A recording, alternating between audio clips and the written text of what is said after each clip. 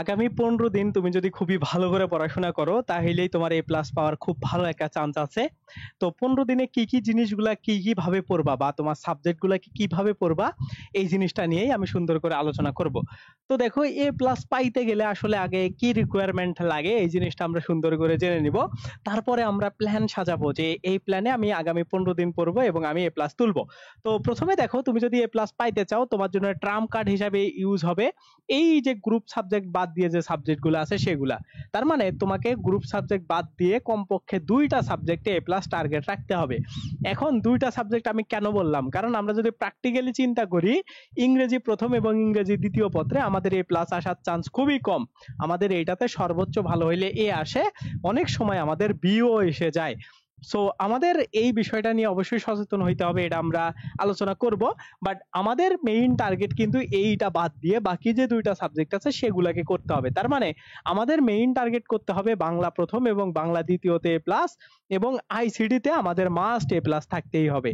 এইভাবে যদি আমাদের এইখানে 2টা সাবজেক্ট থাকে, আমি যদি গ্রুপ সাবজেক্ট আমার যেগুলো আছে 1টা 2টা 3টা এবং 4টা, এগুলার মধ্যে ধরো আমার এটা ফোর্থ সাবজেক্ট, ওকে, ফোর্থ সাবজেক্ট বা অপশনাল সাবজেক্ট, আমি যদি অপশনাল সাবজেক্টটাতে কোনোভাবে এ প্লাস রাখতে পারি এবং এই 3টার মধ্যে যদি আমার কোনোটাতে এ প্লাস থাকে আর বাকিগুলাতে যদি বাকি 2টাতে যদি আমার এ থাকে, তাহলেই কিন্তু আমি এ প্লাস পেয়ে যাব। তার মানে কি দেখো, এইখানে একটা, এইখানে একটা, এইখানে একটা, এইখানে একটা, অর্থাৎ 4টা সাবজেক্টে আমার যদি এ প্লাস থাকে, 4টা সাবজেক্টে যদি আমার এ প্লাস থাকে এবং বাকি সাবজেক্ট গুলাতে বাকি যদি 3টা সাবজেক্টে আমার এও থাকে, তাইলে আমার জিপিএ 5.00 এটা চলে আসবে। তার মানে আমার এ প্লাস আমি পাচ্ছি।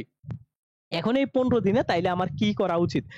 আমরা বুঝে গেলাম যে আমাদের গুরুত্ব লিস্টটা কি রকম বা আমাদের গুরুত্বটা কিভাবে দেওয়া উচিত।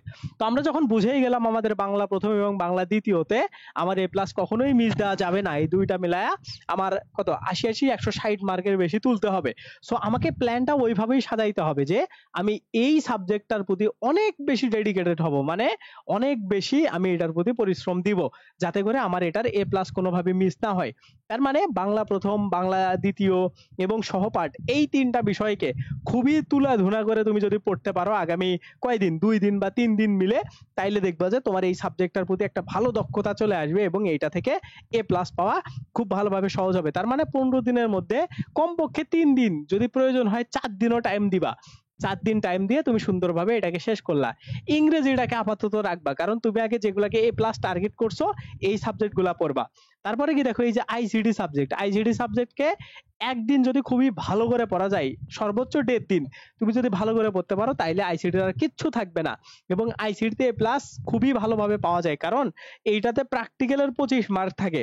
তো এইটা খুবই ভালো একটা অ্যাডভান্টেজ সবার, মোটামুটি এটাতে বাংলাদেশের প্রায় দেখবা যে যে 70 থেকে 80% স্টুডেন্ট এই আইসিডিতে এ প্লাস পায়, ওকে। তার মানে এই প্র্যাকটিক্যাল মার্কটা অনেক বেশি হেল্প করে। সো এইটাকে যদি তুমি 1.5 দিন বা 2 দিনের মতো সময় দাও সর্বোচ্চ, তাইলে এ প্লাস হবে। তার মানে এই 2টা সাবজেক্ট তুমি আগামী 5 দিন টাইম দিয়ে এ প্লাস কনফার্ম করলা, ওকে।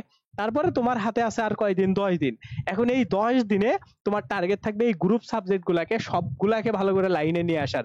তার মানে তুমি যদি এই গ্রুপ সাবজেক্ট 4টার 4 দুগুণে 8টা, একটাকে ধরো যদি 2 দিন করেও টাইম দাও, ওকে, 2 দিন করেও যদি তুমি টাইম দাও, তাইলে কিন্তু 8 দিনে 8টা সাবজেক্ট খুবই ভালো করে পড়তে পারবে। এখন নির্ভর করবে যে তুমি আসলে কিভাবে পড়তেছো, মানে এগুলার এ প্লাস নির্ভর করবে তুমি কিভাবে পড়তেছো, কতটা টাইম দিচ্ছ, আগে তোমার কতটা পড়া আছে।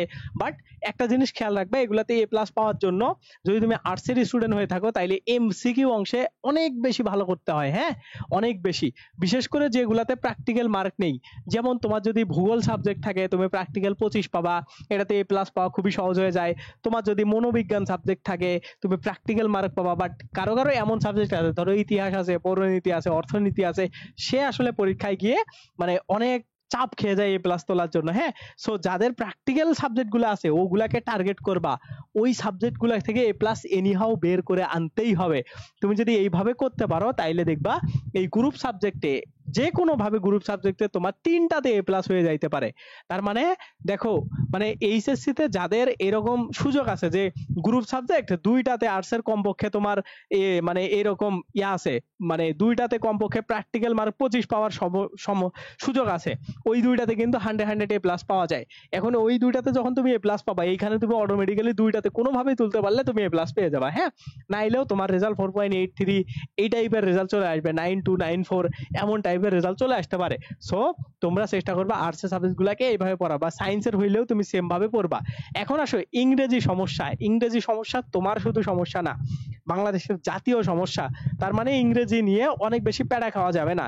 তুমি ধরো যে কোনো সাবজেক্ট যদি এক্সপেকটেশন লেভেল কমায় রাখো, তুমি আগে থেকেই বুঝতে পারো যে এটাতে এ প্লাস পাওয়া একটু কঠিন হয়ে যায়, তো ওই জায়গাগুলো থেকে বিশেষ করে ইংরেজি প্রথম পত্রে এ প্লাস পাওয়া অনেক কঠিন হয়ে যায়। হ্যাঁ, দ্বিতীয় পত্রে অনেকেই এ প্লাস পায়, দ্বিতীয় পত্রে অনেকেই, বেশিরভাগই স্টুডেন্টই এ প্লাস পাবা, বাট প্রথম পত্রে দেখা গেল তুমি 75 পাইছো, দ্বিতীয় পত্রে 80 পাইছো, তোমার কিন্তু 5 মার্ক কমে যাচ্ছে বা শর্ট হচ্ছে।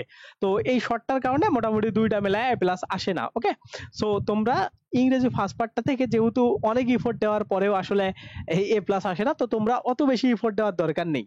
হ্যাঁ, তোমরা ইফোর্ট গুলা বেশি এই দিকে দাও, যারা সায়েন্সের আছো বা কমার্সের আছো তারা গ্রুপ সাবজেক্ট গুলাতে দাও, আর বাংলা আইসিডি তে দাও, তাইলে দেখবা খুবই ভালো একটা রেজাল্ট তোমার হয়ে যাবে। ওকে, সো তুমি যদি এইভাবে পড়তে পারো আগামী 15 দিন সুন্দর করে ভাগ করে নিয়ে তাইলে আমি মনে করি তোমার এ প্লাস কেউ আটকাইতে পারবে না। এবং সহজ বিষয় হইলো এতটুকু কনফিডেন্ট থাকবা যে তুমি যদি একটু ভালো করে পড়াশোনা করো, 4টা সাবজেক্টে অন্তত এ প্লাস তো পাওয়াই যায়। হ্যাঁ, আর বাকিগুলাতে দেখবা এর নিচে যাতে করে না আসে, কারণ এর নিচে চলে আসলে আবার এ প্লাসটা মিস হয়ে যাইতে পারে। ওকে, তো তোমরা চেষ্টা করবা বাকিগুলাতে এ মানে কি 70 নিচে যাতে করে কোনোভাবে না মার্ক না আসে। ওকে, তো ন্যূনতম 4টাতে এ প্লাস 80 প্লাস, এবং ন্যূনতম বাকি 3টাতে 70 করে মার্ক যদিও তোমার থাকে তাহলেও তুমি এ প্লাস পাবা। হ্যাঁ, এবং বেশিরভাগ এ প্লাস স্টুডেন্টের এইরকম থাকে, এইরকম মার্কশিট থাকে। ওকে, সো এগুলোতে আবার বি আসা যাবে না বা এ মাইনাস আসা যাবে না, এরকম চেষ্টা করবা, তাইলে পরীক্ষা দেখবা অনেক বেশি বেশি ভালো হয়ে যাবে ইনশাল্লাহ।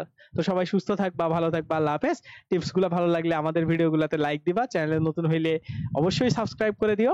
দেখা হবে নেক্সট ভিডিওতে। আল্লাহ হাফেজ, বাই বাই।